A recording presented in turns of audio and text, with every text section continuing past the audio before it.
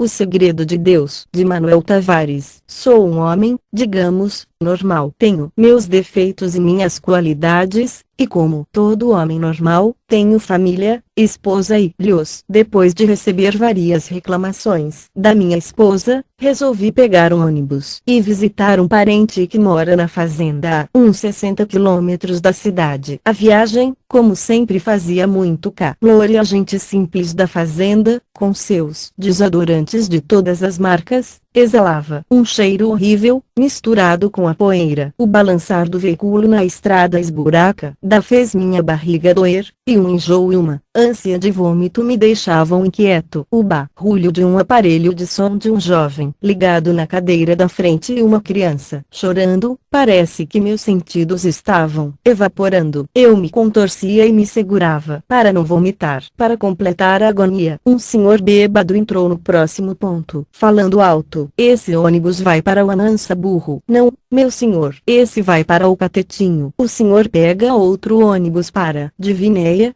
que passa no Amansaburro", responde gentilmente o motorista, mas o bebum insiste: "Quero ir para o Amansaburro. Estou indo para matar meu cunhado safado, vou dar um tiro na cara dele." Fui ouvindo aquele blá blá blá do bêbado, a criança que não parava de chorar, o som com uma música horrível, meus sentidos foram sumindo, estava suando frio, a dor de cabeça aumentava, fui desmaiando, acho que apaguei completamente. Me vi diante de um homem que não conseguia identificar sua fisionomia. Ele se posicionou ao meu lado e fui flutuando como se estivesse voando. O dia agora estava lindo, o céu maravilhoso, o sol radiante, os pássaros cantavam suas lindas melodias. Um João de Barro construía sua linda casa ao topo de uma frondosa árvore. Tudo estava perfeito quando, de repente, do meio do sol surgiu uma forte e desconhecida voz que dizia lentamente: "No princípio, eu criei os céus e a terra." A terra era sem forma e vazia e havia trevas sobre a face do abismo, mas o meu espírito pairava sobre a face das águas. Eu disse: "Haja luz." E houve luz. Eu vi que a luz era boa e fiz a separação entre a luz e as trevas. Eu chamei a luz dia, e as trevas, noite. Houve tarde e manhã. Primeiro dia. Eu disse: "Haja um firmamento no meio das águas,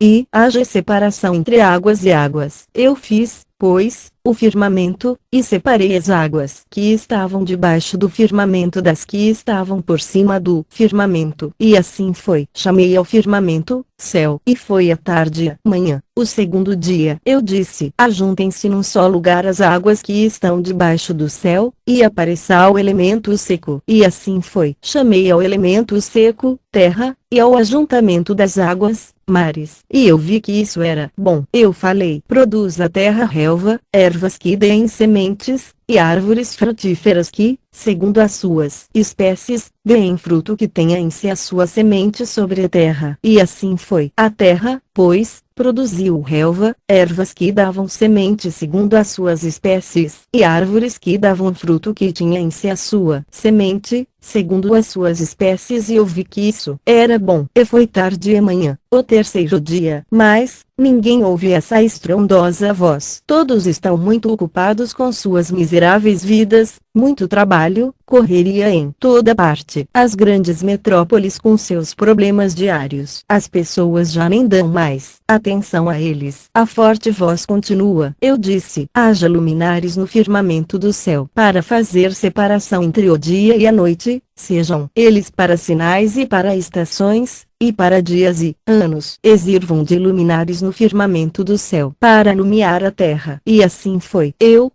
dois grandes luminares, o luminar maior para governar o dia, e o luminar menor para governar a noite. Fiz também as estrelas, e eu os pus no firmamento do céu para iluminar a terra, para governar o dia e a noite, e para fazer separação entre a luz e as trevas. E vi que isso era bom. E foi a tarde e a manhã, O quarto dia, eu disse: produzam as águas cardumes de seres viventes, e voem mais aves acima da terra no firmamento do céu. Criei, pois, os monstros marinhos, e todos os seres viventes que se arrastavam, os quais as águas produziram abundantemente segundo as suas espécies, e toda ave que voa, segundo a sua espécie. E vi que isso era bom. Então eu os abençoei, dizendo: frutificai, multiplicai-vos, e enchei as águas dos mares, e multipliquem-se as aves sobre a terra. E foi tarde manhã, o quinto dia, e disse: produz a terra seres viventes segundo as suas espécies, animais domésticos, répteis e animais selvagens segundo as suas espécies. E assim foi. Fiz os animais selvagens segundo as suas espécies, e os animais domésticos segundo as suas espécies, e todos os répteis da terra segundo as suas espécies. E viu Deus que isso era bom. Disse: façamos homem à nossa imagem, conforme a nossa semelhança, tenha domínio também sobre os peixes do mar, sobre as aves do céu, sobre os animais domésticos, e sobre toda a terra, e sobre todo réptil que se arrasta sobre a terra. Criei, pois, o homem à minha imagem, a imagem eu criei, homem e mulher eu os criei. Então, eu os abençoei e lhes disse: frutificai e multiplicai-vos, enchei a terra e sujeitai-a, dominai sobre os peixes do mar, sobre as aves do céu e sobre todos os animais que se arrastam sobre a terra. Comecei a ver como numa tela à minha frente, em Brasília está acontecendo um tumulto nas ruas. Uma passeata de protesto contra a corrupção brasileira. Uma senhora gorda, com 40 anos, usando vestido comprido de bolinhas, está na frente da passeata e grita com forte voz: fora com o ladrão! Fora com o ladrão! Fora com o ladrão! Queremos justiça para acabar com a corrupção. Muita gente acompanha, todos no mesmo coro. O mundo está um caos, em toda parte há corrupção, as autoridades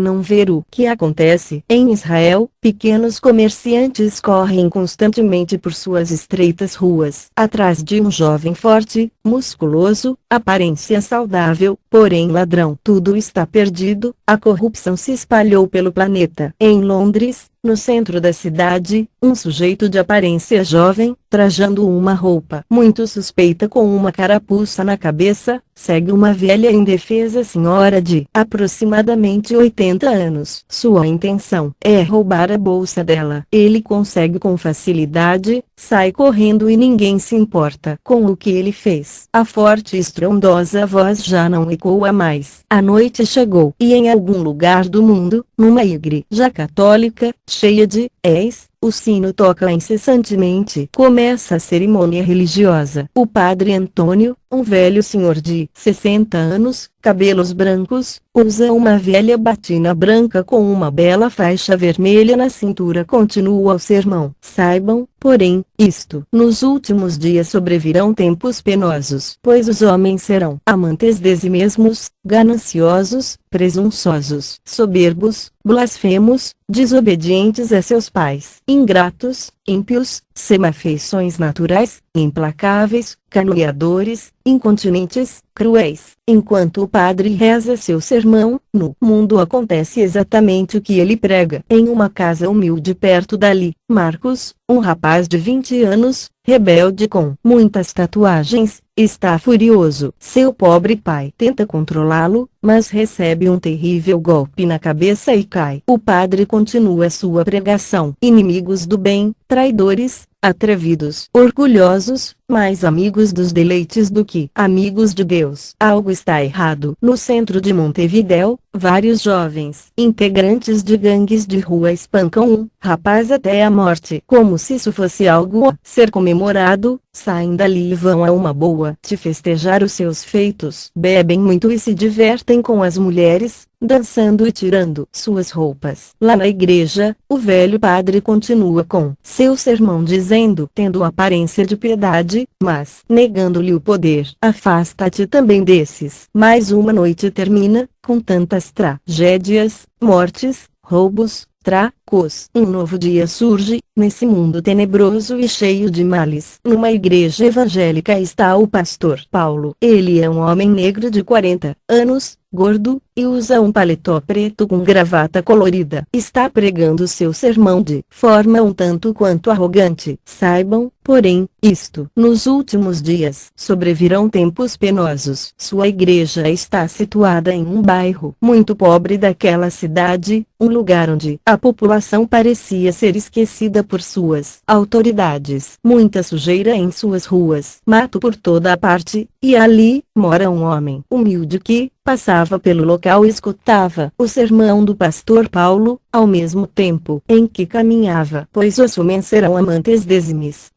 gananciosos, presunçosos, soberbos, blasfemos, desobedientes aos seus pais, ingratos, ímpios, sem afeições naturais, implacáveis, caluniadores, incontinentes, cruéis, inimigos do bem, traidores, atrevidos, orgulhosos, mais amigos dos deleites. Quando esse mesmo homem, finalmente chega à sua casa, se depara-se com uma cena contra a qual o pastor pregava. Se choca quando vê aquilo. Ele encontra sua mulher com outro na cama. Que loucura! É o M do mundo. Como se isso já não fosse o bastante para o sofrimento daquele pobre homem, ele vai até a pequena sala de sua casa e vê outra situação constrangedora, um grupo de homens e mulheres fazendo sexo, muita roupa íntima espalhada no chão, copos de bebida, um casal se beijando no sofá, outro no tapete. Que horror! Ele sai totalmente enlouquecido dali. Corre em direção à igreja, mas não entra e continua a ouvir o sermão do pastor Paulo. Do que amigos de Deus, tendo aparência de piedade, mas negando-lhe o poder. Afasta-te também desses. Em outro lugar do mundo, em uma praça movimentada da cidade, está um mendigo, um homem de 40 anos aproximadamente, cabeludo, barbudo, com roupas rasgadas, um tênis de uma cor e o outro de outra, várias tatuagens e uma aparência de louco. Ele está fazendo um discurso alucinado para uma pequena plateia, dizendo em alto tom de voz: somos proletários, sim. A dura realidade do mundo capitalista, vocês estão vendo os ricos cada vez mais ricos e os pobres cada vez mais pobres. Mas não faz mal, vocês não vão acreditar no que eu vou dizer, mas vou dizer assim mesmo. Logo todos param de ouvi-lo e se viram para a rua movimentada daquela cidade. Está acontecendo um assalto. As vítimas são dois turistas. O bandido rouba tudo e dá uma coronhada no homem. A mulher chora, desesperada, com seu marido no colo. O bandido sai correndo, as pessoas estão olhando, mas não se incomodam. Voltam-se todos para o mendigo, que continua a gritar. Visto que nos últimos dias sobrevirão tempos penosos, pois os homens serão amantes de si mesmos, gananciosos, presunçosos, soberbos, blasfemos. Enquanto isso, em um luxuoso escritório, a centenas de quilômetros dali, Ricardo,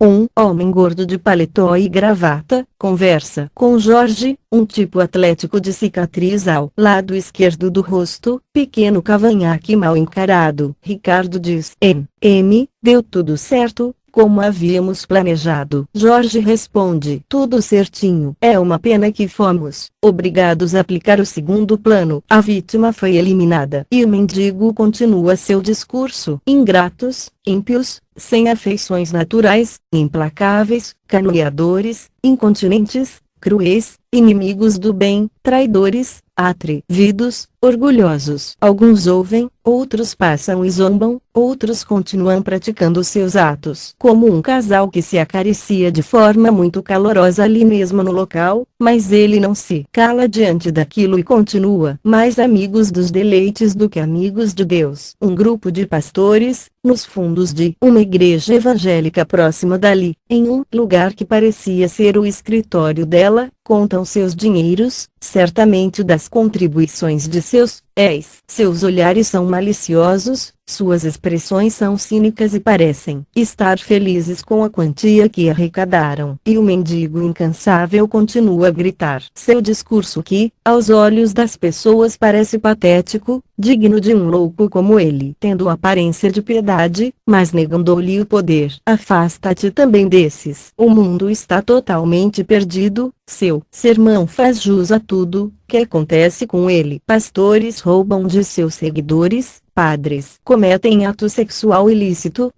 Um padre usa a sacristia de sua igreja. À noite, depois de ter rezado o sermão aos seus fiéis, deleita-se com uma freira. Beijam-se loucamente, como dois adolescentes, se acariciam até chegarem ao ato extremo do pecado. Na praça, o mendigo parece que perdeu a noção do tempo, continua a gritar e gesticular a quem quiser ouvir, dá suas fortes gargalhadas e diz: e qual é o grande modelo da sociedade moderna? Querer ser o que a maioria, que é querer viver, fazendo o que a maioria faz. É essa cruel angústia do nosso tempo, o medo de ser ultrapassado em uma corrida quem é melhor, baseada em parâmetros que, no final da pista, não levam as pessoas a serem felizes. Seja feliz, amigo, seja feliz, amiga, e riu muito de suas próprias palavras. Mas no dedo daquele mendigo, que, perante a sociedade, não passava de mais um louco, há algo que chama a atenção. Ninguém notava, mas ali havia um anel muito estranho. Esse anel tinha 7 pontas. Um olho no centro, parece ser olho humano. É azul, muito real. O que será que se esconde por trás desse misterioso anel? Paulo, um homem gente boa, com aparência galante, alto, magro, de cabelos lisos e pretos, é casado com Gabriela, uma linda mulher. Ela, loira, de olhos claros, está no auge dos seus 30 anos. Tem 2 filhos. Ludmila, de 12 anos, com seus lindos cabelos pretos e cacheados, e Gabriel, um garoto sapeca de 7 anos, com seu rosto todo pintadinho pelas suas sardas e cabelos loiros, como de sua mãe. Estão todos reunidos em casa assistindo o programa predileto de televisão. Quando Paulo se levanta para ir ao banheiro, o tempo passa e Paulo não volta. Gabriela pede a Gabriel que vá ver o que aconteceu. Ele vai pulando e gritando eufórico: o Super Tigrão vai salvar o papai. Estou indo, querido papai. O Super Tigrão tá chegando. Ludmila ri e diz à sua mãe: deve ter se fechado de novo e o trinco da porta travou. Bem feito, eu disse para ele. Há muitos dias que estava emperrado. Agora ele aprende e conserta isso. Gabriel bate na porta do banheiro e grita: papai, papai, você está aí? Pai, você está trancado aí. Sem obter resposta, Gabriel retorna à sala. Papai não respondeu e a porta está trancada. Sua mãe se levanta e vai ver, e os dois lhes acompanham. Começam a chamar: papai, você está aí? Paulo, querido, você está bem? Diz Gabriela. Papai, onde está você? O desespero só aumenta. O que aconteceu com ele? Gabriela está em pânico e diz: Paulo, deixa de graça, essa brincadeira é de muito mau gosto. Você vai ver comigo. Na hora em que sair daí. Paulo não responde. A agonia, o medo e o desespero tomam conta de todos. Eles tentam arrombar a porta, sem resposta. Gabriela diz aos filhos: fiquem aqui que vou buscar a marreta para abrirmos e quebrarmos a porta. Não saiam daí e vão chamando. Talvez ele responda. Há uma escada na casa deles. Gabriela desce desesperada, corre até o porão. Está escuro. Há muitas bugigangas ali. O suspense aumenta. Seu coração está ito. Ela abre a portinha de um armário, pega uma marreta de 2 quilos e sobe correndo de volta ao banheiro. A porta ainda está trancada e Paulo nada responde. Ela, já cansada de gritar, com seu rosto molhado de lágrimas e suor, diz aos filhos: afastem-se, vou arrombá-la. Suas forças parecem não ser suficientes para abrir a porta, mas ela não desiste. Depois de muito tentar, conseguem entrar.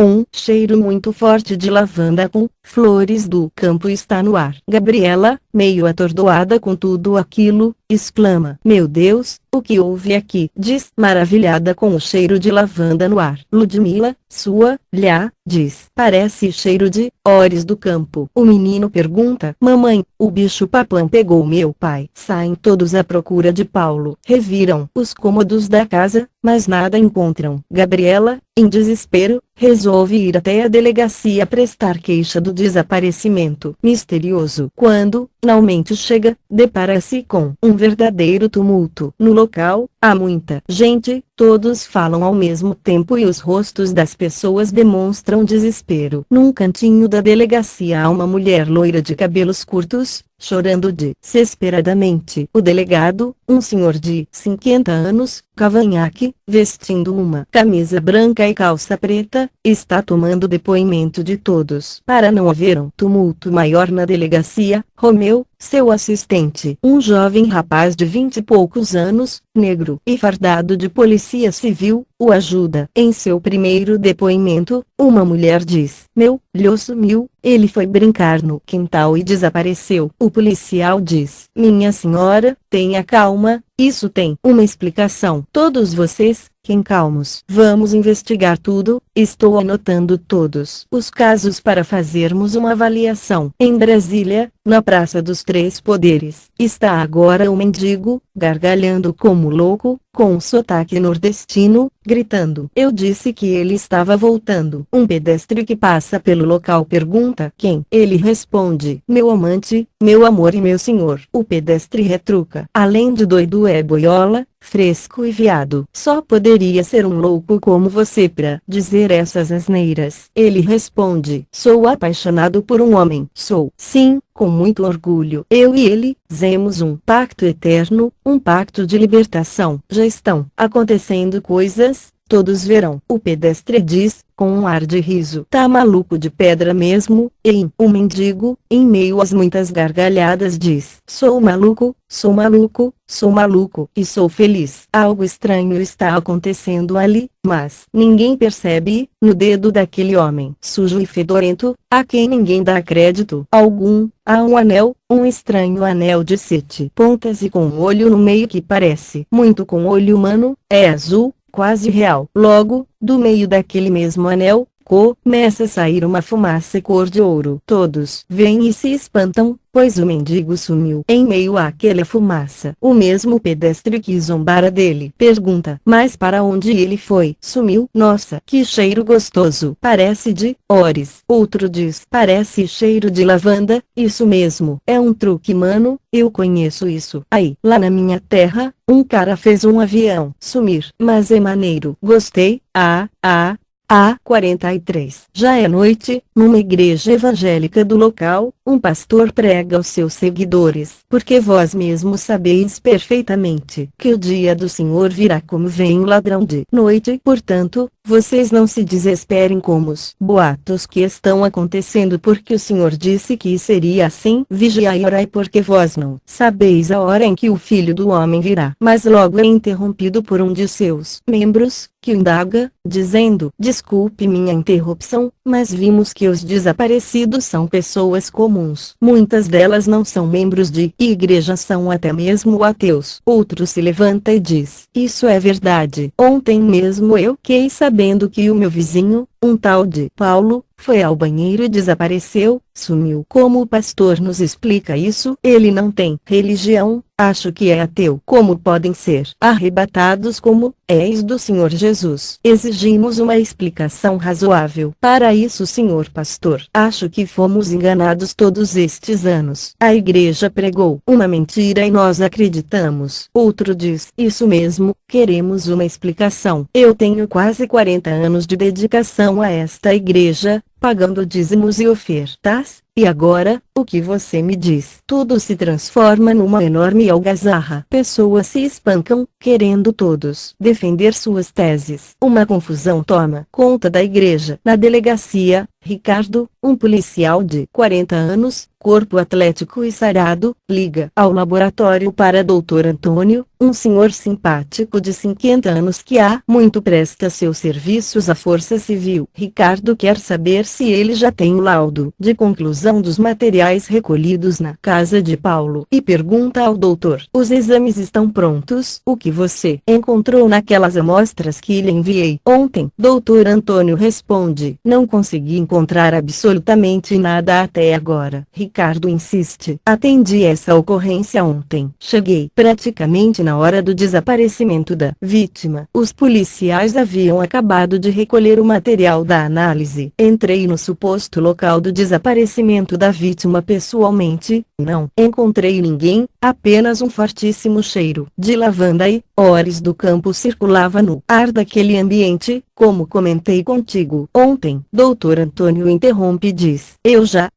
os exames de origens da substância, mas nada além de elementos normais, como aromas artificiais de detergente e outros, destes que se encontram nos supermercados. Ricardo diz: a família desse homem está desesperada. Vou encontrar uma solução, tem que haver uma explicação. Dr. Antônio presta-lhe apoio e diz: no que depender de mim, conte comigo. Ricardo agradece e diz: sim, eu sei, doutor. Vou levar os últimos objetos que recolhi das vítimas, também desaparecidas, para uma análise mais detalhada. Acabei de chegar de mais uma ocorrência num caso ainda mais complexo que o de Paulo. Lá, sumiram 3 pessoas da mesma família, uma loucura. Daqui a pouco passo aí para te entregar. Só vou terminar meus últimos afazeres aqui na delegacia. Um abraço, amigo. Algo estranho está acontecendo, mas Ricardo, ocupado ao telefone, não nota. Os objetos deixados em cima da mesa estão se movendo. Como isso é possível? Desses objetos começa a sair uma fumaça estranha. De repente, como mágica, tudo desaparece no ar, as pistas já não existem mais. Enquanto o Gabriela aguarda tristemente por notícias de Paulo, senta-se na sala com as crianças para assistirem o programa predileto da família. Desconsolada, se pergunta: o que será que aconteceu com o meu Paulo? Se houvesse pelo menos uma explicação razoável. Não entendo, é inacreditável isso. Sua linha, com lágrimas nos olhos, pergunta: mamãe, você está com saudades do papai? Sinto um grande aperto em meu peito, estou muito triste com tudo isso. Gabriel completa com um demorado sussurro: o bicho papão pegou o meu pai. Gabriela olha firmemente nos olhos de Gabriel e diz: claro que não, Lho, a mamãe já te disse que o bicho papão e o Papai Noel não existem. Ele insiste: mas o bicho papão pegou o papai, ele sumiu. A conversa é interrompida pela televisão, que parou de funcionar. Gabriela fala ao seu Lho: bate lá, Gabriel, para ver se a imagem volta ao normal. Essa televisão tá com defeito de novo. Gabriel, mais que depressa, sai pulando e pega sua espada de plástico. Bate na televisão, mas ela não funciona. De repente, sem eles perceberem, a televisão começa a funcionar, mas não volta ao programa que estavam assistindo. Está num programa jornalístico. Eles só percebem quando ouvem o som do plantão que toca na televisão. A apresentadora então começa a dizer: notícias urgentes. O presidente da República decretou estado de calamidade pública em quase todos os estados. De acordo com a Defesa Civil, quase 5% de toda a população do nosso país estão desaparecidos há apenas 3 dias, sem deixarem nenhuma pista. Acompanhamos agora a situação de alguns casos que levam peritos a fazerem uma investigação mais detalhada. O caso de Dona Aparecida dos Santos, moradora da cidade de Patos de Minas. O repórter pergunta a Dona Maria quando o seu Lho desapareceu. Ela começa a explicar, se lamentando muito. Ontem ele saiu de casa para o trabalho e não voltou. Todos no Sina viram quando ele entrou no banheiro e não saiu mais. Eles arrebentaram a porta e não encontraram ninguém, somente um cheiro bem agradável de lavanda e odores do campo. Meu Lho era maravilhoso, me faz muita falta, eu quero ele de volta. O repórter continua seu trabalho e diz: realmente esta é a maneira em comum de todos os desaparecimentos em todos os lugares. As vítimas ou bem-aventurados, conforme alguns fanáticos religiosos andam dizendo, entraram num banheiro qualquer e desapareceram, deixando apenas um rastro de perfume no ar. Na casa de Gabriela, com um clima de suspense no ar, ela está muito pensativa, suspira e diz: estranho, todos desaparecem do mesmo jeito. Filha, você notou alguma coisa estranha no seu pai nos últimos dias? Ludmila responde: não, mamãe. Gabriel grita: eu disse que o bicho papão pegou meu pai. Acredita agora em mim, mamãe? Sua irmã, brava, retruca: para com isso, menino, a mamãe já te falou que bicho papão não existe. O menino continua em sua acusação: existem sim. Eu vi o papai conversando com um deles. As duas ficam perplexas com aquilo. Não conseguem acreditar no que o garoto disse. Ludmila, depois de alguns segundos, diz: o que você viu, Gabriel? Conte logo pra nós. O suspense toma conta da casa e Gabriel começa a narrar bem devagar o ocorrido. Numa praça de Lisboa está o mendigo, e lá ele começa seu discurso: pobres miseráveis sois vós, lastimo a vossa podridão. Se pelo menos soubessem da grande redenção do que está por vir do meu amado Senhor, gritariam de júbilo, gritariam de alegria, mas vós não quisestes assim. Macularam o nome do meu Senhor, encheram-se de orgulho e de avareza, deram ouvidos à luxúria e aos prazeres e esqueceram do primeiro amor. Vossos templos estão cheios, mas seus corações estão vazios. Agora não adianta reclamar, vós pedistes a sua volta. Aí, vocês me perguntam quando foi que fizestes isto? Não sabem. Quando vocês poluíram os rios com vossas merdas, jogaram seus venenos nos lençóis freáticos, mataram os animais e acabaram com as florestas. Agora vou rir de todos vocês porque chegou o seu juízo para julgá-los com a mesma medida. Muita gente agora está perto do mendigo para ouvi-lo, pois, de um modo geral, com os últimos acontecimentos, as pessoas estão mais preocupadas com o desconhecido. Começam a indagá-lo,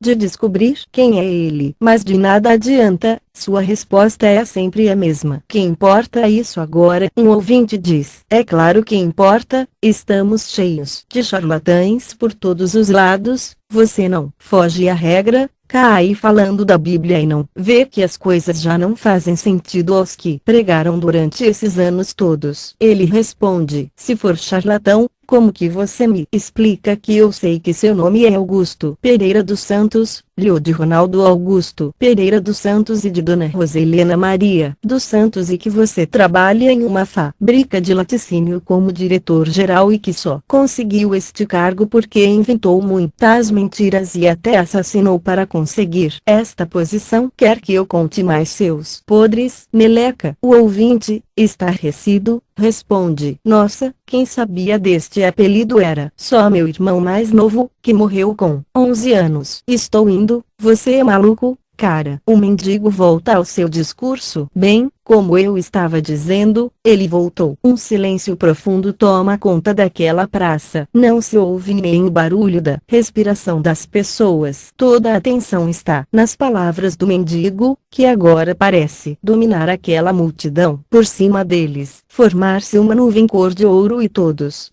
cheios de júbilo e sentem o cheiro de lavanda e ores do campo no ar. Enquanto o mendigo faz agora o seu discurso em Londres, no Palácio do Governo brasileiro, autoridades e ministros se reúnem para uma difícil discussão. O presidente então começa a falar. Esta reunião foi marcada em caráter extraordinário por se tratar de um assunto de segurança que envolve a todos. De acordo com as últimas pesquisas, já desapareceram, em média, 5% de toda a população do nosso país. Este é um estado de calamidade pública mundial. Recebi comunicados de vários presidentes de outros países e a situação é a mesma. Um caso extraordinário. Sem explicação. O ministro diz: as nossas investigações não têm tido nenhum sucesso até o momento. Acredito que todos aqui são pessoas de bem e responsáveis, pois estes acontecimentos sabe-se lá o que será. Não pode ser Jesus ou Deus. Todos preocupados, olham no telão os últimos acontecimentos no noticiário de vários países, o mesmo drama envolvendo desaparecimentos de pessoas comuns de todos os credos e de todas as partes do mundo. Lá na casa de Paulo, Gabriel terminou de contar o ocorrido à sua mãe e diz: então, mamãe, eu vi ele colocar uma luz nas mãos do papai. Gabriela, muito assustada, diz: está me parecendo coisa de outro mundo. Ludmila completa: pode ser, mamãe, talvez OVNIs ou estas coisas de outros planetas. Gabriela insiste em saber mais e pergunta ao Lho o que mais ele viu, mas o garoto não tem mais nada a lhe dizer. Gabriela e Ludmila ficam surpresas com a declaração de Gabriel. Na cidade de Pirapora, por volta das 8 horas da manhã, Duas senhoras conversam no portão de suas casas sobre os acontecimentos. Dona Judite, uma senhora muito simpática, de 40 anos, bem gordinha e baixa, com os cabelos lisos, usando um vestido longo de bolinhas brancas, diz para Dona Maria, uma velha de 60 anos, negra, de blusa amarela e saia listrada. Maria, você já viu as últimas notícias no jornal hoje de manhã? Dona Maria responde, nossa, menina, eu vi sim, estou numa preocupação danada, sou. Dona Judite completa, pois é, as autoridades estão sem saber de nada, parecendo baratas tontas iguais a nós mesmos. Dona Maria diz, lembra-se daquela minha cunhada toda religiosa? Ela diz que é o M do mundo e que Jesus está levando todo mundo e vai levar ela também. Dona Judite retruca, eu acho que não, porque as pessoas que sumiram até agora foram pessoas que nem eram religiosas. Um vizinho meu que sumiu era ateu. Como pode isso? Dona Maria pergunta, e o que você acha de tudo isso? Dona Judite responde, olha, da minha família até agora não sumiu ninguém, graças a Deus, quer dizer, Deus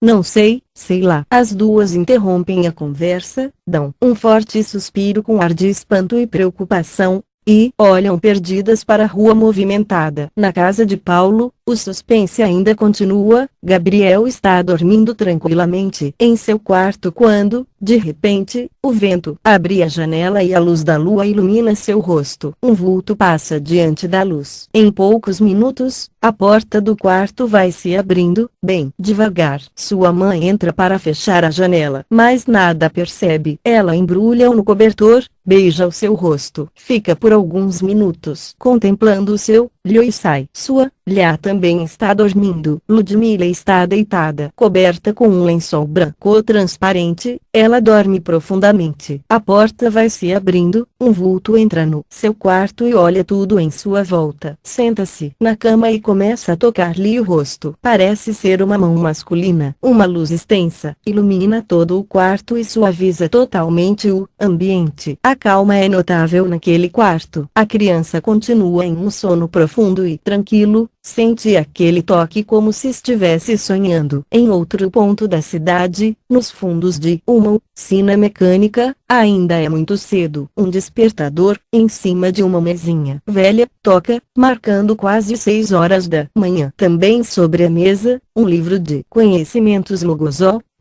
um boné e uns óculos tipo bifocal. Um jovem leva a mão até o despertador e o desliga, virando-se para dormir novamente em sua velha e simples cama, quando o relógio insiste em despertar novamente. Esse jovem é Ismael, de apenas 14 anos, de cor parda, cabelos castanhos, magricela e suas roupas estão em farrapos. O jovem começa a se espreguiçar, senta-se na cama, coloca os óculos e pega o livro para ler alguns trechos. Vamos examinar o conceito relativo ao vocábulo crença, por ser um dos que mais entorpeceram o curso evolutivo do homem. Com efeito, ao lhe ser inculcado que basta crer para deixar satisfeita qualquer pergunta, o caos moral e espiritual em que a humanidade se encontra é por si mesmo muito eloquente, e não é necessário argumento probatório. Uma voz chama Ismael. Ele interrompe a leitura do livro e direciona um profundo olhar assustado na direção à velha porta enferrujada. Do lado de fora, seu padrasto, Miguel, um homem musculoso, com uma cicatriz no rosto e várias tatuagens nos braços, tem uma aparência de arrogante mal. Ele se aproxima da porta e grita insistentemente por Ismael. Ei, moleque, acorda, vagabundo. Tá na hora de fazer os serviços, seu preguiçoso. Ismael, com voz trêmula, demonstrando medo, responde, depressa. Já vou, estou indo. Calma. Em seus pensamentos, diz troglodita, sem escrúpulo. Se eu não fosse da paz eu mesmo acertaria este terrorista de uma figa. Ismael coloca o livro de volta na mesinha e calça um velho tênis. Dá um ligeiro olhar para seu rosto magro e cheio de traços de sofrimento em um pedaço de espelho pendurado na parede e vai abrindo a porta.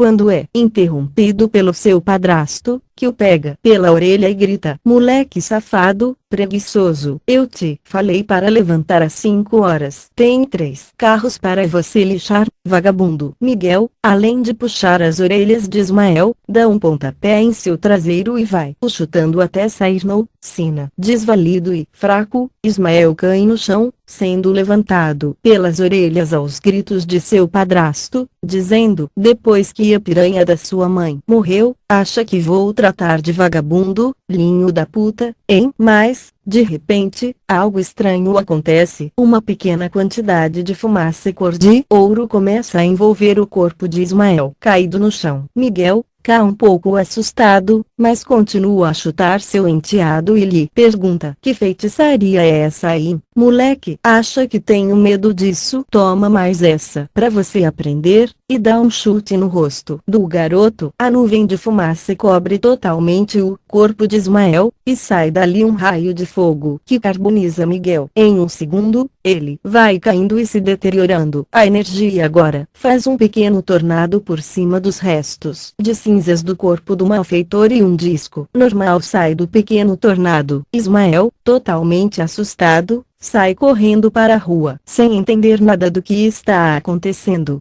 Lá na delegacia continua todo o trabalho de investigações. Ricardo, o policial verifica em sua mesa inúmeros papéis em busca de respostas para tudo aquilo quando é interrompido por Gabriela, que diz: bom dia, Ricardo. Ricardo levanta sua cabeça e saúda Gabriela. Bom dia, Gabriela, alguma novidade para nós? Ela responde: tenho, sim. Eu ia te ligar, mas achei bem melhor vir falar pessoalmente. Ricardo convida para se sentar e pede que conte tudo o que sabe. Ela então começa a falar. Ontem eu descobri que meu filho mais novo, o Gabriel, na casa de Paulo, o incerto continua acontecendo. Gabriel estava dormindo, quando acorda com um pequeno barulho que vem da cozinha. Meio sonolento, levanta-se e sai até o corredor. Ele vê uma luz muito intensa que vem da sala. Fica um pouco assustado, mas se aproxima para ver melhor. Seu pai, Paulo, está com uma bola de luz cor de ouro nas mãos. Gabriel, cá com medo, olha mais uma vez para a luz e volta para sua cama. Gabriela, na delegacia, termina de contar o fato ao policial Ricardo. Foi assim que ele me contou. Meu filho, embora tenha somente 7 anos, é um garoto muito esperto. Eu acredito nele. Ricardo interrompe e pergunta: isso que você está me contando aconteceu antes do desaparecimento do Paulo? Ela diz: sim. Uma semana antes, eu acho. Ricardo fala: bom, acho que pelo menos agora temos uma probabilidade, embora remota. Porque, na atual conjuntura, acreditar em extraterrestre parece a melhor opção. Gabriela diz ao policial: eu tenho que ir embora. Tem um vizinho que sua esposa também sumiu. Ele me disse que tem um certo mendigo, desses loucos sem rumo, pregando que sabe de todos estes acontecimentos. Meu vizinho me convidou para ir ver este tal mendigo e fazer algumas perguntas a ele. O que você acha, Ricardo? Ele responde: bom, sou suspeito para falar nestes assuntos. Nessas alturas tudo é possível. Temos que ter cuidado porque tem muito charlatão por aí, prometendo mundos e fundos para desvendar o que, até o presente momento, ninguém sabe nada. Gabriela ri e fala: eu sei, tem cada uma. É tanta gente querendo tirar proveito da desgraça dos outros. Bom, Ricardo, eu tenho que ir. Os meus filhos estão com o meu tio, que os levou para a fazenda e não quero dar trabalho para ele. Até mais. Ismael está muito assustado, encolhido num canto imundo de um muro da rua. Quando chega um policial e pergunta a ele o que aconteceu, ele nada responde. O policial insiste: qual o seu nome, garoto? Ismael olha com espanto e com os olhos cheios de lágrimas para o policial, e diz: Ismael, senhor. O policial pergunta novamente: posso saber o que aconteceu? Quem são seus pais? Um profundo silêncio toma conta do lugar. O policial então percebe o trauma daquele garoto e chama uma ambulância para prestar-lhe socorro. Na praça da cidade está o mendigo, fazendo suas profecias. Até quando estúpidos, amareis a estupidez. E até quando se deleitarão no escárnio os escarnecedores, odiarão os insensatos o conhecimento. Convertei-vos pela minha repreensão, eis que derramarei sobre vós o meu espírito e vos farei saber as minhas palavras. Mas, porque clamei,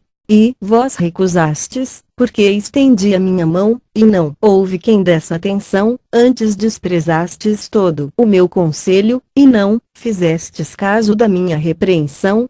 Também eu rirei no dia da vossa calamidade, zombarei, quando sobrevier o vosso terror. Quando o terror vos sobrevier como tempestade, e a vossa calamidade passar como redemoinho, e quando vos sobrevierem aperto e angústia, então a mim clamarão, mas eu não responderei. Diligentemente me buscarão, mas não me acharão. Porquanto aborreceram o conhecimento, e não preferirão o temor do Senhor, não quiseram o meu conselho e desprezaram toda a minha repreensão. Portanto, comerão do fruto do seu caminho e se fartarão dos seus próprios conselhos. Porque o desvio dos nécios os matará, e a prosperidade dos loucos os destruirá. Mas o que me der ouvidos habitará em segurança, e estará tranquilo, sem receio do mal. Muitas gargalhadas se ouvem das pessoas que param para ouvi-lo, mas, do seu anel começa a sair a conhecida fumaça e ele desaparece, deixando a multidão perplexa e hesitante, numa eterna utuação. Ismael foi socorrido e, no sina de seu padrasto, há vários policiais tentando encontrar pistas e respostas sobre a carbonização do corpo, quando, de repente, um deles encontra o disco que havia aparecido no momento da carbonização. Eles se olham e dizem espantados, muito estranho. Disco de quê? O disco de mídia é recolhido com uma pinça e colocado dentro de um saco plástico. No hospital, Ismael está na enfermaria, tomando soro juntamente com muitos outros doentes. Entra uma médica, uma psicóloga e o policial que haviam encontrado. A médica deve ter em torno de 30 anos, loira e muito bonita. A psicóloga, uma senhora com 50 anos, morena, de óculos de lentes grossas e com uma pasta preta nas mãos. A médica testa os pulsos de Ismael, enquanto a psicóloga faz algumas anotações e algumas perguntas. Ismael, o que aconteceu? Estamos aqui para te ajudar. Conte-nos como tudo aconteceu. Meio desconfiado, Ismael diz: eu estava levantando para fazer minhas obrigações que meu padrasto me obrigava a fazer todos os dias, quando fui espancado por ele. Ele te batia muito, muito, senhora. Depois que minha mamãe faleceu, ele ficou cada vez mais violento comigo. Como eu havia dito, ele me chutou. E foi exatamente o que aconteceu, senhora. Todos se olham sem entender e sem acreditar na história de Ismael. Um rapaz de 22 anos, moreno, com várias faixas de ferimentos e as duas pernas engessadas, estava na cama ao lado e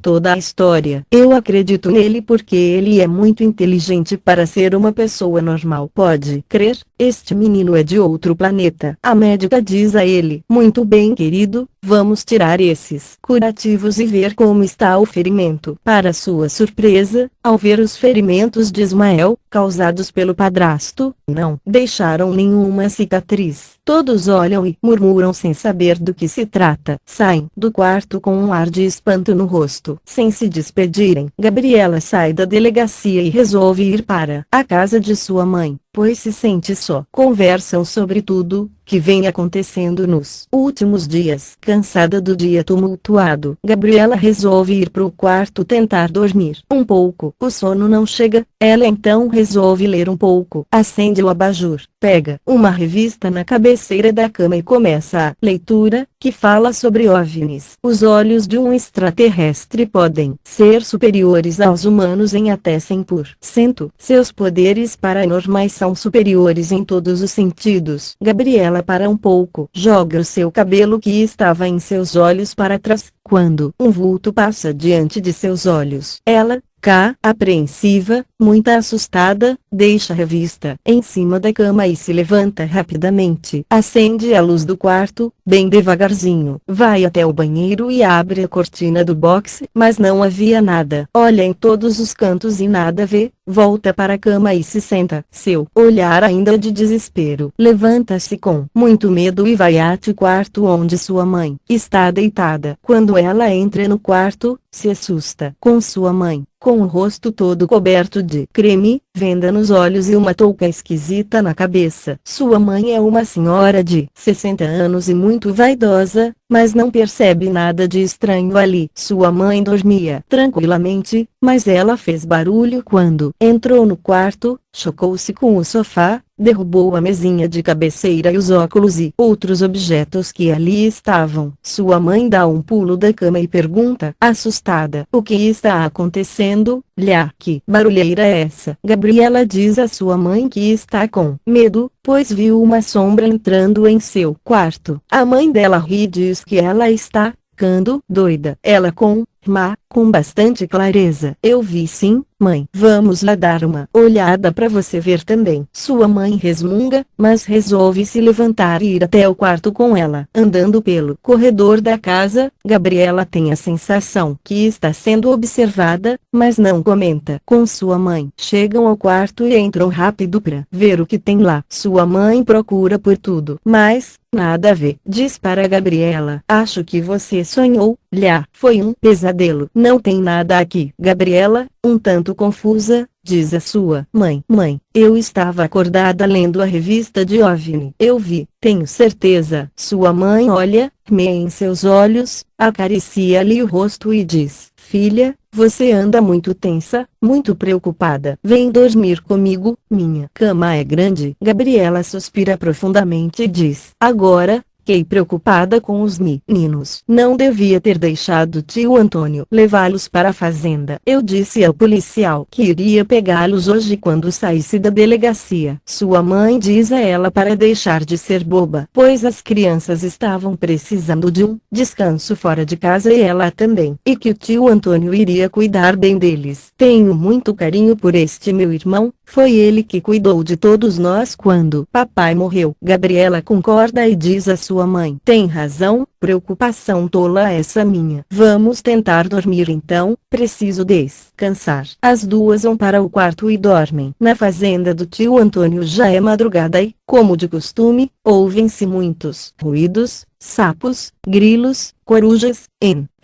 nada ali parece ser anormal até que, na estradinha de terra de chão batido à frente da casa, que só não está escura porque a lua cheia está esplendorosa no céu, uma cobra cascavel atravessa bem devagarinho a estrada. Ao perceber um vulto, se prepara para dar o bote, mas uma mão acaricia sua cabeça e ela vai embora. Um galo canta no poleiro, e aquele vulto que a cobra viu resolve adentrar a porta do casarão, passa pelos cômodos bem devagar, observando todos os detalhes da casa. Continua caminhando até chegar ao quarto, onde as crianças dormem. Aproxima-se da cabeceira da cama de Ludmila e lhe acaricia os cabelos. Ela, meio sonolenta, abre a boca e balbucia algumas palavras, mas a mão toca direto em sua fronte e ela continua a dormir. Num sono tranquilo e profundo, o dia amanhece, e lá na delegacia, o trabalho é árduo. Os policiais estão investigando do que se trata aquele disco de Come-san assistir o vídeo. Todos concentrados no conteúdo. As imagens eram do padrasto de Ismael, Miguel. Eram dos últimos acontecimentos da vida dele, detalhados em data, minutos e segundos. Todos os crimes praticados por Miguel estavam ali registrados, como se estivesse, junto a ele, quando cometia suas atrocidades. Um excelente cinegra, está profissional, filmando tudo. Aquelas imagens continham tudo, os roubos, o tráfico, os assassinatos, as barbaridades cometidas contra Ismael,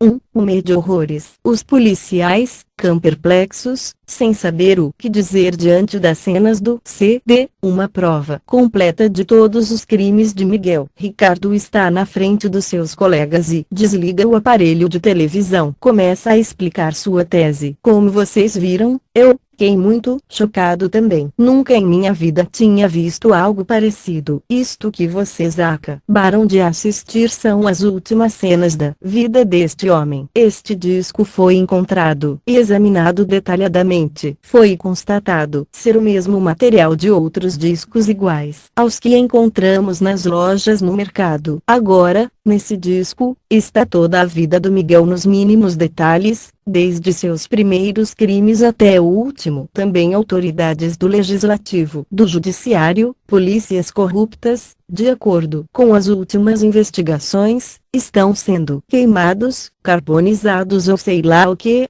e suas vidas criminosas estão indo para os discos. Mas, quem fumou toda a vida destas autoridades do Miguel? Estamos nos últimos dias. Por onde vamos começar a investigar? Acho que está na hora de refletirmos muito sobre isso tudo, sobre nós mesmos. Faz hoje 7 dias que as pessoas sumiram. De acordo com as últimas notícias, foram 5% da população do planeta. Os governantes não sabem, ninguém sabe o que foi feito dos desaparecidos. Muitos dos charlatães religiosos estão caladinhos, porque os desaparecidos não tinham religião. Outros eram membros de igrejas ou instituições filantrópicas, mas nada em comum entre eles. Não há uma base nas investigações. Alguém de vocês tem alguma ideia por onde começa a desvendar esse mistério? Um silêncio profundo e uma preocupação estão nos rostos dos policiais. Ninguém fala ou dá algum palpite. Todos baixam suas cabeças, perplexos com os fatos. Ricardo continua. Tudo bem, eu já esperava esta reação. Vamos continuar nossa vida normal. Acho que depois desse disco de mídia, vimos nossas impossibilidades diante desta energia ou Deus, sei lá. De certo modo, podemos até nos orgulhar, pois fomos os primeiros a ter algo que identifique o que aconteceu. E esta força está fora de nossas possibilidades. Um bom dia para os senhores e que Deus nos abençoe. Ou sei lá o que. O mendigo continua pelas ruas da cidade com seu discurso que, para muitos, é coisa de maluco. Mas com tudo acontecendo, cada vez mais pessoas param para ouvi-lo. Uma multidão o cerca e ele diz. E ouvi o número dos que foram assinalados com o selo, 144.000 de todas as tribos dos filhos de Israel. Vocês pensam que o sumiço destes é para que aguardem meu Senhor? Ele virá. E olhei, e eis o Cordeiro em pé sobre o monte Sião, e com ele 144.000, que traziam na fronte escrito o nome dele e o nome de seu pai. Sou maluco consciente, cantavam um cântico novo diante do trono, e diante dos 4 seres viventes e dos anciãos, e ninguém podia aprender aquele cântico, senão os 144.000, aqueles que foram comprados da terra. Nuvens de fumaça cor de ouro e um forte cheiro de lavanda com ores do campo cobrem todos os que estavam assistindo à fala do mendigo. Não muito longe dali, numa agência bancária, um senhor de 70 anos, magro, rosto bastante cansado, com mal de Parkinson, está recebendo certa quantia de dinheiro. Está sendo observado por um homem que está também lá. O homem, tipo atlético, branco, com boné, camiseta listrada e calça jeans. Quando o velho homem sai da agência, é seguido pelo sujeito. O senhor anda pelas ruas da cidade e se mistura às outras pessoas, mas continua sendo observado pelo homem até que se distancia e entra numa rua com pouco movimento. É abordado pelo outro, que diz: "Você tem fogo?" O senhor lhe responde com total delicadeza: "Eu não fumo, meu jovem." O elemento então diz: "Porque você é um velho nojento que já deveria devia ter morrido. O bandido vai em direção do pobre velho e lhe aplica um golpe em sua cabeça. O velho cai lentamente com a pancada. Rapidamente, o bandido esvazia o bolso do velho e se prepara para correr. Uma fumaça cor de ouro começa a sair do corpo do velho e uma luz da mesma cor, juntamente com um raio, atinge em cheio o bandido, que é totalmente carbonizado. Um tornado de energia é formado por cima dele e o disco aparece em cima das cinzas. É chegada a noite. Na prefeitura da cidade, está o senhor prefeito, um homem de 40 anos, trajando uma bela camisa de seda, vinho acompanhada com uma gravata de marca e uma calça social de linho. Ele recebe de seu companheiro um envelope amarelo, com grande quantidade em dinheiro. Seu companheiro, um suposto empresário da cidade, está vestido de modo bem simples para não levantar suspeitas, apenas uma bermuda jeans e uma camiseta do seu time de futebol. Os dois contam o dinheiro e riem maliciosamente. A janela do gabinete abre-se lentamente. Uma pequena luz entra pela fresta, a luz os envolve e uma fumaça cor de ouro os transforma em cinzas. 2 discos são deixados, provando todos os crimes cometidos por eles. Tudo é muito estranho. As pessoas de má índole que não eram punidas pelas autoridades competentes, estão sendo extintas pelos seus crimes. Mas quem está fazendo isso? Numa favela, um homem pardo e gordo, trajando uma bermuda azul, está totalmente embriagado e começa a espancar sua pobre esposa, que grita desesperadamente por socorro. Ela é uma mulher bonita, com cabelos longos e pretos, apesar do rosto ser marcado pelo sofrimento. Usa um vestido já bem velho e um chinelinho simples lhe calça os pés. Já não aguentando mais os socos e pontapés do jumento, cai toda ensanguentada no chão. Seu nariz sangra muito, e dali sai a tal fumaça cor de ouro e uma luz envolve o seu oponente. Ele, como todos os outros, transforma-se em pó, deixando o disco em cima das suas cinzas. A mulher espanta-se com tudo que viu, mas não tem forças para se levantar dali. A noite termina. De manhãzinha, no fórum da cidade de São Paulo está sentado o juiz, em seu luxuoso gabinete decorado com uma cortina na tapeçaria na janela, e um tapete artesanal da Índia, combinando com um quadro de armas indígenas na parede. Conhecido como homem digno pelo povo, sua postura mostra um juiz da velha guarda com caráter e postura de galgo. Em seu gabinete entra o promotor de justiça, um jovem com aparência de 30 anos, vestido elegantemente, à altura do seu cargo. Cumprimenta o juiz. Bom dia, excelência. Bom dia, responde o juiz. O promotor senta-se na cadeira, que, cá, em posição inferior à do juiz, e lhe diz: o objetivo da minha visita ao senhor já está sabendo, é o processo da do combustível. Os advogados de defesa me procuraram, é uma quantia tentadora se fizermos vista grossa ao processo. O juiz olha, com um olhar de fúria, o promotor, e diz: parece que vossa excelência não entendeu minha postura. Não sou juiz por profissão, mas por vocação. Vou fazer vista grossa ao seu comportamento em memória do seu falecido pai. Do contrário, o senhor seria imediatamente denunciado por mim. Uma luz fulminante sai do olhar do juiz e uma fumaça cor de ouro encobre o promotor, o transformando em cinzas. O disco aparece sobre elas, meio paralisado, sem saber o que fazer.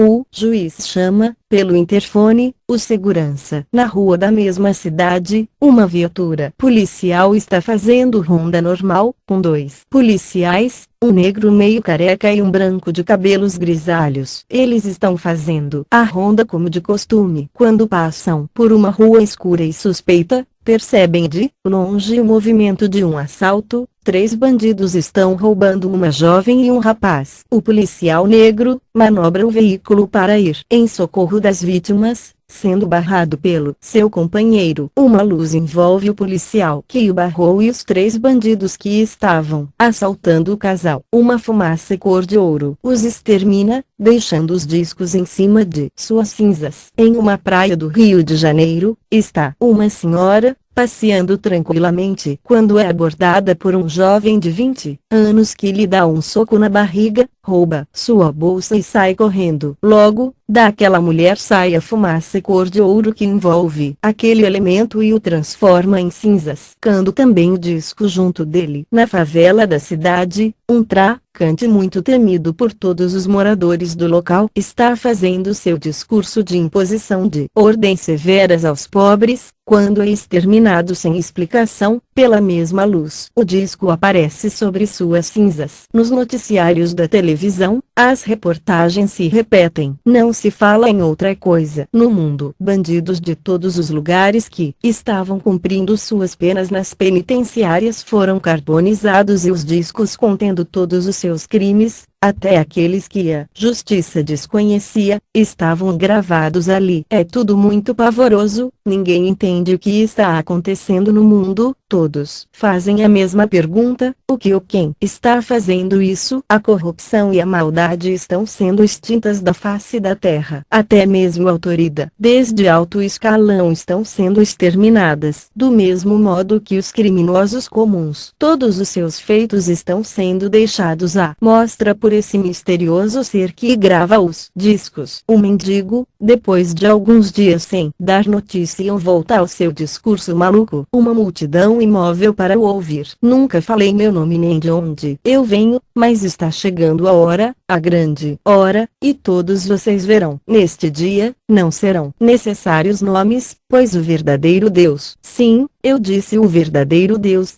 porque até agora vós só haveis lidado com mentiras e mais mentiras. O verdadeiro Deus escreverá nas suas testas seus verdadeiros nomes. Aproveitem, senhoras e senhores, o resto de tempo que vós tiverdes, porque quem pode vos julgar é somente o verdadeiro Deus. Estou indo, não volto mais. Meu senhor agora é a autoridade deste lugar. Diz, fui. A fumaça cor de ouro e o cheiro de lavanda fazem todos os presentes ficarem com uma sensação de felicidade, como se os céus dissessem até eles, e, no meio da fumaça, mais uma vez o mendigo some. Nos Estados Unidos da América, mais precisamente na Casa Branca, os grandes líderes e autoridades de segurança nacionais estão reunidos para tomar uma decisão sobre o que fazer. Ninguém sabe nada. Depois de todas as pesquisas e investigações em todas as áreas, chegaram a uma só conclusão: não sabem de nada mesmo. Porque os discos que mostram a vida dos bandidos e das autoridades corruptas que foram carbonizados são de uma precisão de detalhes perfeita. Mas quem os filmou? Nos discos estão gravadas as vidas dos bandidos e das autoridades desde suas infâncias, até os perversos crimes cometidos por eles. De repente, as autoridades americanas veem luz intensa cor de ouro que lhe cobre os rostos, e o inacreditável é que isso não está acontecendo só na Casa Branca, mas no mundo todo no mesmo momento, e agora uma luz muito mais forte, é a luz como a do Sol. As autoridades governamentais, legislativas, todos de um modo geral estão sendo substituídos. Tudo acontece de forma rápida e inexplicável. Nem a população percebe. Essa mudança já é outro dia em uma rua normal da cidade de São Paulo, um homem de corpo atlético e muito bem vestido, um terno branco de linho,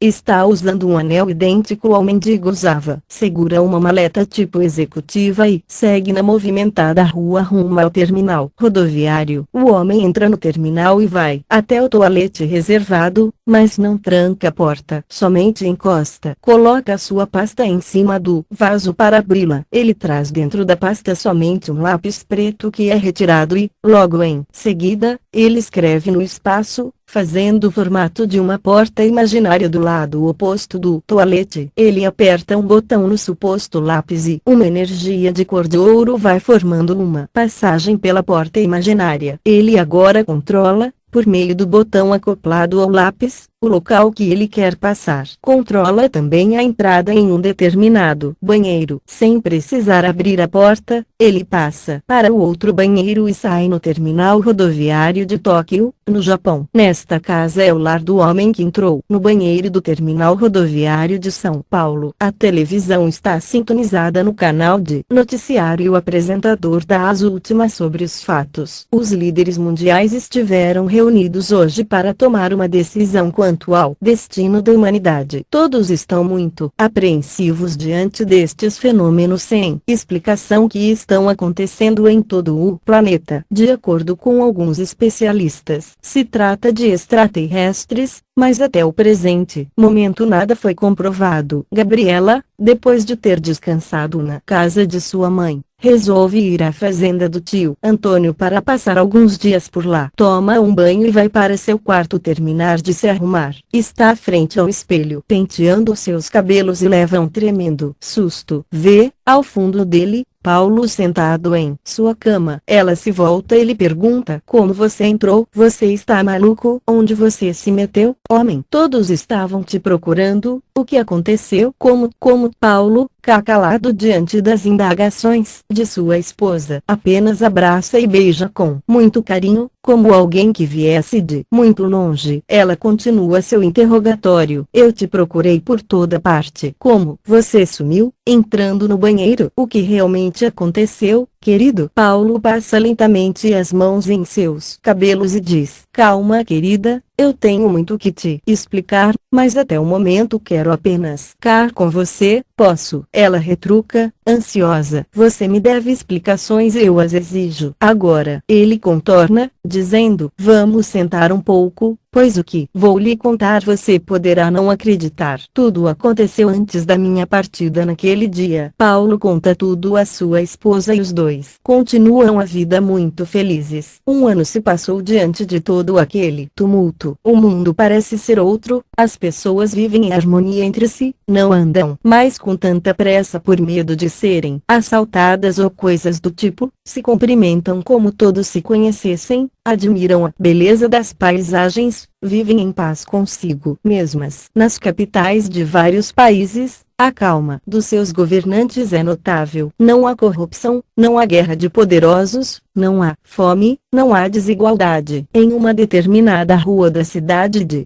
Brasília, um homem elegante de mais ou menos 50 anos, bem trajado, usando terno, se aproxima de outro também elegante e um pouco mais jovem, que está junto à porta de seu luxuoso carro estacionado à beira da rua e diz: bom dia, Carlos. Tudo bem? Carlos responde: bom dia, agora tá tudo bem. A vida, depois destes acontecimentos, se tornou uma maravilha. Olha quantos carros aqui estacionados, quase todos eles com portas destravadas e vidros abertos. Há um ano isso não seria possível. André completa: quem diria ver uma maravilha dessas? Tem hora que nem acredito. E assim continuam a conversa. Carlos diz: o verdadeiro paraíso, sem ladrões, sem bandidos e sem sequestros. Interessante que ninguém sabe de nada até agora. Nada foi explicado. Quanto mais tentamos entender ou explicar, mais confusos ficamos. As religiões, coitadas, dizem que ninguém vai mais aos templos. Os padres e pastores estão pregando sozinhos. Os que sobraram depois do extermínio não voltaram mais às igrejas. Estão empenhados em trabalhos filantrópicos de ajuda comunitária. É uma maravilha viver sem bandidos. As pessoas agora, para dizer uma coisa, estão se certificando que se fala para elas está com base fundamentada. Quero dizer que acabou até a mentira. Agora, se você diz uma mentira, é comprovado na hora. Todos os desaparecidos voltaram para casa do mesmo jeito que haviam sumido, mas guardam um segredo absoluto sobre o que aconteceu com eles. André fala: quando começou a matança nos presídios, eu, para dizer a verdade, fiquei um pouco com medo, mas agora estou tranquilo. Achei ótimo e todo cidadão de bem também acha. Depois dessa, acabaram os charlatães e bandidos, e, no fundo, sabíamos que muitas coisas estavam erradas. É muito misterioso este acontecimento. Dizem que os que haviam desaparecido naqueles dias voltaram e se tornaram espiões discretos. Não dizem nada do que aconteceu realmente com eles. Ainda em Brasília, numa avenida bastante movimentada, um motorista resolve ligar o som do seu carro, enquanto passeia tranquilamente pela cidade, e o locutor diz: "Bem-vindo ao paraíso, agora são 8 horas da manhã, e como sempre nada acontece de anormal em nossa capital. Então, vamos com mais músicas." Tocam-se uma música suave, mista de sons ambientes,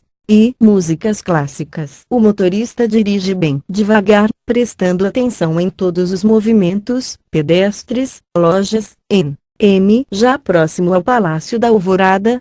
Um luxuoso carro, supostamente uma limusine preta com placa branca, circula pela rua. Certamente trata-se de uma autoridade. Para no estacionamento do local e desce alguém, misteriosamente, sem se mostrar. Ninguém vê quem realmente desceu dali. Só se vê a pessoa pelas costas. Há uma pasta preta em sua mão direita. As portas se abrem. Para a autoridade, guardas fazem reverência a quem está entrando. No gabinete do presidente está acontecendo uma reunião no Salão Nobre, onde encontram-se muitas autoridades presentes. Mas uma cadeira ainda está vazia à espera de alguém. A ilustre autoridade chega. Sua presença nem é notada pelo barulho das conversas e dos papéis que movimentam em cima de suas mesas. A reunião começa logo em seguida e a autoridade diz: "Hoje é o dia, não podemos esperar mais. Vamos tomar as medidas da segunda parte do plano. Vamos começar pela saúde." Um membro da mesa responde: "Sim, vamos começar pela saúde, mas primeiro cuidaremos das pessoas com necessidades especiais. Começaremos pelos de deficientes visuais, auditivos e físicos." De uma forma inexplicável, a reunião não está acontecendo apenas no Brasil, mas em todos os países do mundo, e o tema discutido é o mesmo. É como se as palavras do presidente da Coreia do Sul fossem as mesmas do presidente da África, em todas as línguas e dialetos. Na casa de Paulo, estão todos reunidos e ele volta a discorrer sobre o assunto do seu desaparecimento. "Lembra, querida, do que havia lhe falado? O que realmente aconteceu com todos que desapareceram em 2012, foi tudo para o bem da humanidade. Eu faço parte de 144 mil que foram escolhidos de todo o planeta. Estamos em uma linda missão. Como te falei, não posso te contar mais nada. Hoje, eu e outros vamos entrar no banheiro outra vez e vamos viajar por uns dias, mas voltaremos. Tudo, cara bem, não precisa se preocupar com nada. Você sabe que faz 2 anos que estou desempregado, mas em minha conta no banco, todo mês cai o nosso salário para o nosso sustento." Gabriela suspira e diz: "Sim, querido, não me preocupo mais. Nem as crianças. Eu e elas sabemos da importância do seu trabalho para a ordem." "Você vai esta noite?" Ele diz: "Sim, daqui a pouco. Vou dar um beijo nas crianças e estou saindo. A propósito, se os vizinhos ou qualquer curioso começarem a fazer perguntas, faça do mesmo jeito que fizemos em 2012. Gabriela, com um grande sorriso no rosto, fala: "Sim, meu amado. Tenho orgulho de você." Em uma lanchonete, Gustavo e Ricardo tomam um café enquanto conversam. Gustavo diz: "Faz 2 anos que sumiram aquelas pessoas. Disseram que foram 5% da população do mundo e voltaram todos, mas não entendo. A mídia,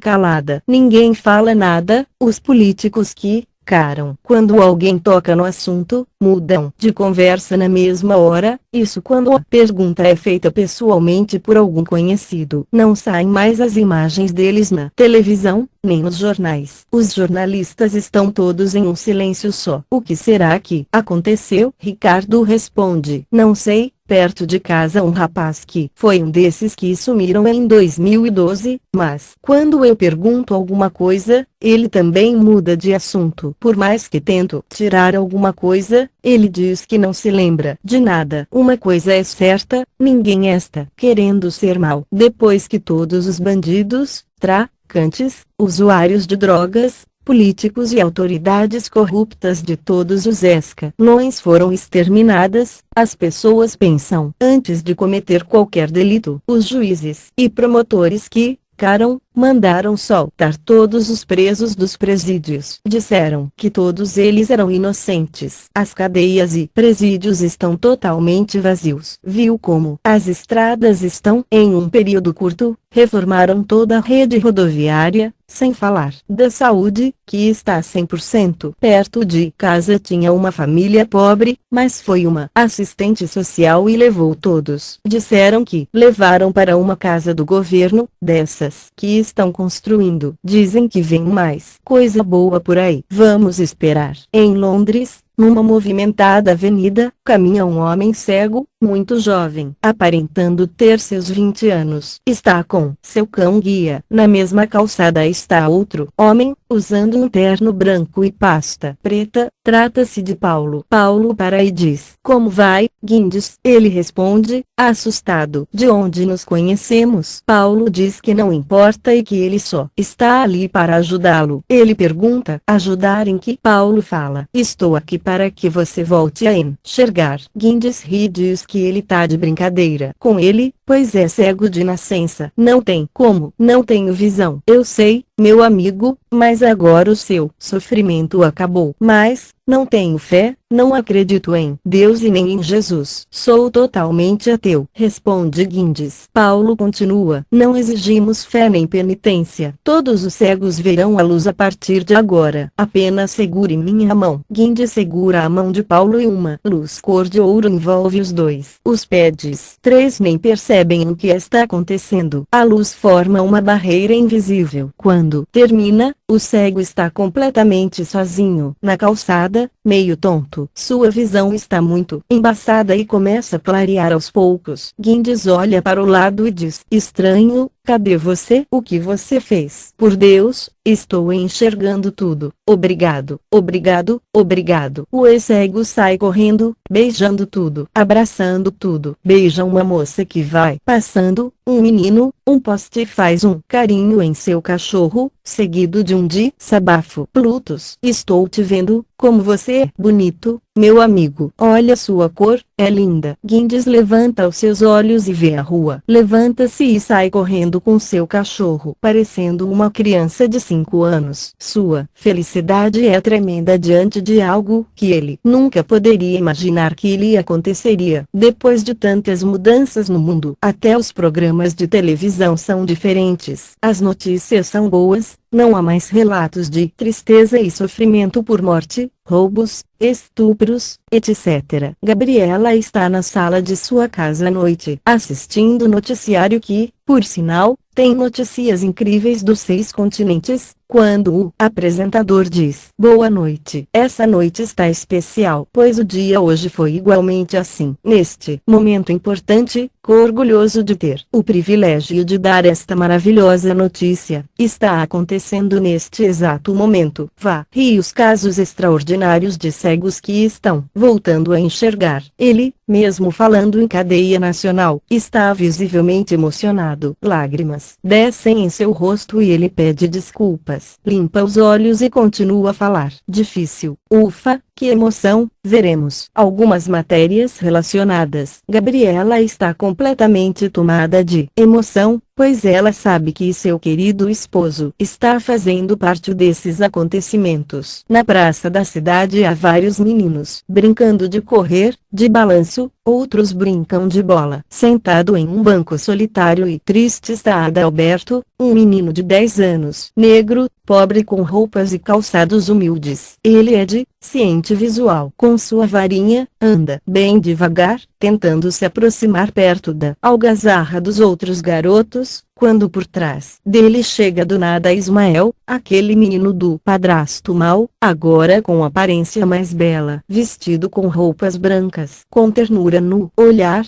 toca nos ombros de Adalberto. Ele leva um pequeno susto, mas sem saber quem o havia tocado, sorri e diz: Oi, quem é você? Ele responde depressa: Me chamo Ismael, venho de longe. Trago-lhe um bonito presente. Adalberto, com um sorriso alegre mas um pouco desconfiado, pergunta: Posso saber o que você quer me dar? Ismael diz: Claro. Quero que você veja e não seja mais um cego. Adalberto diz: Como, amigo? Sou cego de nascença. Nunca vi a luz do sol, nunca vi as estrelas, nunca vi as ores nem as borboletas. Dizem que são lindas. Ismael responde: Agora você verá tudo isso. Ele colocou suas mãos em cima dos olhos de Adalberto e uma luz cor de ouro e uma fumaça os encobriu, mas ninguém que estava perto percebeu. Quando a fumaça se desvaneceu, estava apenas Adalberto em pé, sozinho, meio tonto, sem saber o que realmente aconteceu. Começou então a ver vultos meio embaçados e gritou com uma imensa alegria: Estou enxergando, estou vendo, estou enxergando, meu Deus! Posso ver o sol do jeito que imaginava, meu Deus! Meu Deus! Olha as folhas das árvores, olha, olha, obrigado, amigo. Cadê você? Onde você está? Quero lhe dar um abraço. Adalberto,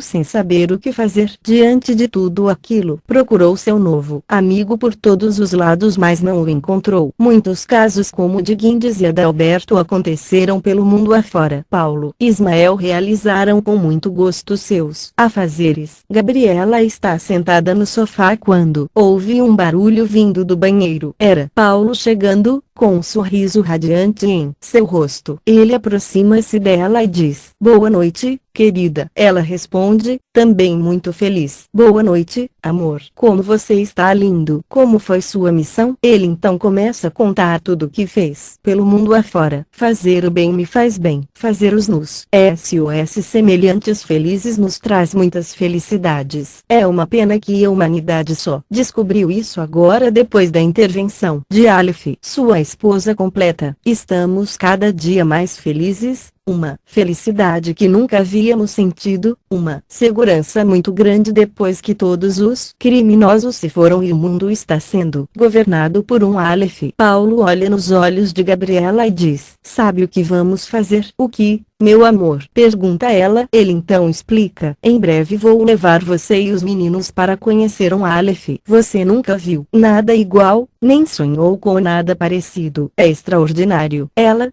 meio confusa e diz: Mas não era total segredo? Você me falou que jamais poderíamos conhecer um Aleph. Ele diz: Na verdade, o que vou lhe dizer não é realmente para todos os homens o privilégio de conhecer ou levar sua família para ver de perto um Aleph. Isto é um mérito de benevolência e é concedido aos que se destacam em suas tarefas humanitárias. Cada vez que alcanço um grau na minha estrela, acrescento a mim e a minha família a felicidade de 1000 anos de vida. Minha estrela está com 7 pontas, estamos com 7.000 anos de vida garantidos. Hoje não sou mais um simples ômega. Paulo sorri alegremente, olhando o anel de 7 pontas que está em seu dedo. Em Brasília, no Palácio da Alvorada, está acontecendo uma reunião com todas as autoridades, mas não há mais ali líderes corruptos. Agora todos têm em cima de suas cabeças uma luz radiante em seus corpos, uma luz branca que os envolve totalmente. O presidente então começa seu discurso, dizendo: Vamos revelar os ômega e os Aleph deste planeta e também as origens de tudo. Hoje serão mostrados a agudo luz do sol tudo que os terráqueos receberão a partir de agora. Quando ele começou a falar, sua aparência, como de um humano de terno branco e rosto angelical, com uma idade aproximada ao de um jovem de 18 anos. Todos têm aparência de humanos de várias raças e cores, e todos são jovens. No meio da reunião se levantou um membro do conselho e disse: O plano de revelar a origem da humanidade é agora. O planeta não poderia esperar mais. Todos estão de acordo? Todos respondem que sim em uma só voz. Gabriela e Paulo estão conversando em seu quarto e ele pede a ela que chame seus lhos para que participem da conversa. Ela vai chamá-los e eles vêm rapidamente, ansiosos para ouvir o que o pai tem a dizer. Paulo, então, começa. Como estava lhes dizendo, todos os segredos da humanidade serão revelados hoje. Aproveitei para mostrar a vocês um pouco do que havia prometido. Vocês vão viajar comigo, vão conhecer Aleph e a maneira que as pessoas que se desenvolveram na espiral superior viajam e vivem. Paulo faz uma fricção com as duas mãos e as abre como se fosse bater palmas. Logo, aparece em suas mãos, como se fosse mágica, uma pasta preta e fina. Ele então abre a pasta e retira um objeto com a aparência de um lápis preto. Sentado na cama, aponta o objeto no espaço e abre na parede um buraco como se fosse uma tela de cinema. Gabriela e as crianças se assustam com o feito e ficam admirados. Paulo diz: agora podemos viajar para onde vocês quiserem. Mantínhamos segredo porque o mundo ainda não estava limpo completamente das pessoas menos desenvolvidas, e se este segredo fosse parar nas mãos de pessoas mal intencionadas, poderia causar um grande estrago. Agora vamos ver, vamos para o Japão. Gostei deste país. Tem muita coisa bonita lá para a gente ver. Ao comandar o objeto eles se viram e já estão na rua principal de Tóquio. Ele diz aos lhos: muito bem, crianças, quem perto de mim, segurem minha mão, você, querida, que é ao meu lado. Vamos contar até 3 e fechar os olhos e vocês só vão abrir quando eu mandar. 1, 2, 3. Uma luz intensa cobre a todos. Paulo manda abrirem os olhos. Estavam parados na calçada da rua onde ele havia marcado. Todos, admirados, ficaram pasmos diante do que viram. Caminharam alegres e felizes, Paulo mostrando as lojas e novidades da belíssima cidade. Estão passeando pela praça, observam os pássaros, os peixes, e Paulo comenta com sua esposa: você viu, querida, que as pessoas comuns não perceberam que surgimos do nada. Isso acontece porque todos têm um nível de vibração diferente uns dos outros. Cada pessoa vibra com nível acima ou abaixo, depende da evolução de cada uma. Ela então indaga: não compreendo se você diz que todas as autoridades do poder executivo e do legislativo do planeta foram substituídas. Para onde foram os verdadeiros? Ele responde: hoje ao meio-dia vai ter uma declaração universal diretamente de Brasília feita pelo presidente do paraíso. Vai ser revelado todo o segredo da humanidade, de onde viemos e para onde vamos. Gabriela, meio confusa, mas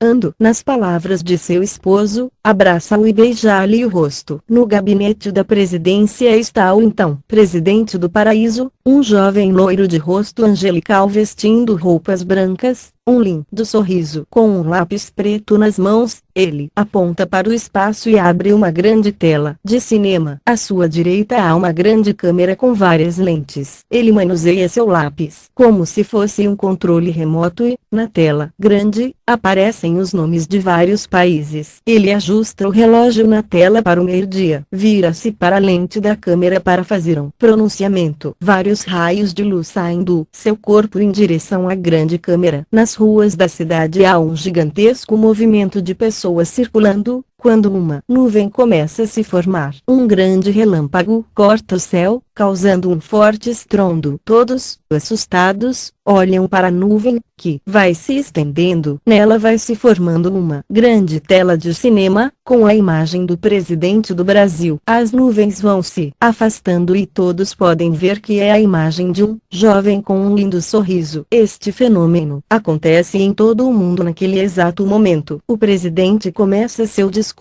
Vocês têm visto grandes acontecimentos nos últimos 2 anos. Sua voz ecoa nos 4 cantos do planeta. É tão forte e linda quanto um trovão. Todos prestam muita atenção àquele fenômeno. Muitas perguntas e especulações se fizeram, mas vós sois bem-aventurados, pois verão coisas que vocês jamais imaginaram. As pessoas perversas, medíocres e o próprio sistema que vocês criaram foi eliminado. Agora, vocês me perguntam, nós criamos estes elementos? Sim, desde os primórdios dos humanoides, no começo de tudo. Ele então explica calmamente. Todos começaram juntos em uma plataforma bem desenvolvida, que gradativamente foi perdendo a força, o poder e a qualidade. Éramos luz suprema, fazíamos parte da grande mona. As pessoas, estarrecidas com aquilo que ouvem, olham sem dar um passo do lugar. A terra parou, tudo parou. E ele continua a falar. Desenvolvemos esta plataforma, no início como um elemento micro dentro de um tubo de ensaio. Houve uma grande explosão. Fagulhas de luz dourada se espalharam por tudo. Destas fagulhas se iniciou a química que aprisionou o que era mais precioso, o racional. Este, ficando preso, não podia sair da grande armadilha e foi desenvolvendo, formando a primeira parte da partícula da água. As partículas da água se desenvolveram, formando mares e oceanos que se separaram em uma outra plataforma. O poder da luz consumia o líquido e este se tornou sólido, formando assim a Terra. O racional, preso nesta trama, não podia sair. Formaram-se as primeiras moléculas. Vieram daí os humanoides, os monstros doentes e os humanos. Muitas civilizações foram mais adiantadas, pois o racional estava mais desenvolvido. Com o tempo, vocês se apagaram e ficaram dormentes, vivendo o pensamento que não cria nada a favor do racional, vivendo iludidos com o nada. Suas misérias chegaram ao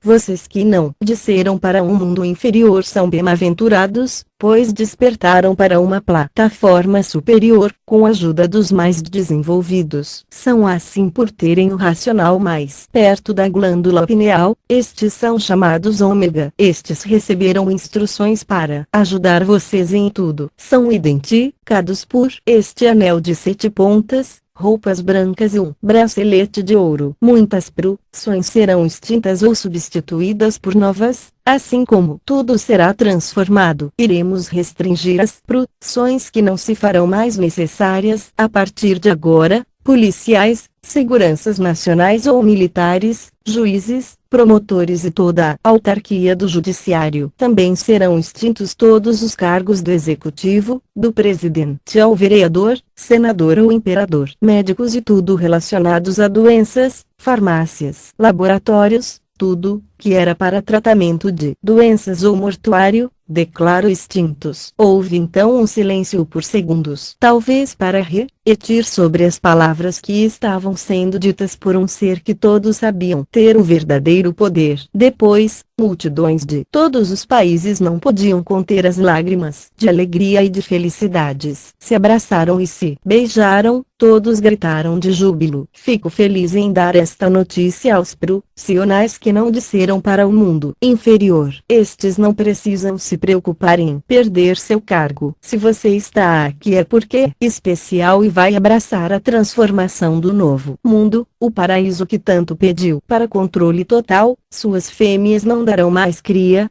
O prazer será dobrado com o sexo superior. Os vossos velhos ficarão novos, em prazo de 100 anos todos terão aparência de 18 anos. Todos que se encontram nesta plataforma viverão 7.000 anos de alegria e felicidade sem dor ou clamor. Os que foram eliminados para um mundo inferior irão receber vossa ajuda para também se desenvolver. Ele dá uma pequena pausa e depois continua, dizendo: neste momento, vejo o mundo em que foram parar os vossos maus. No telão vê-se os que se transformaram em cinzas e deixaram discos.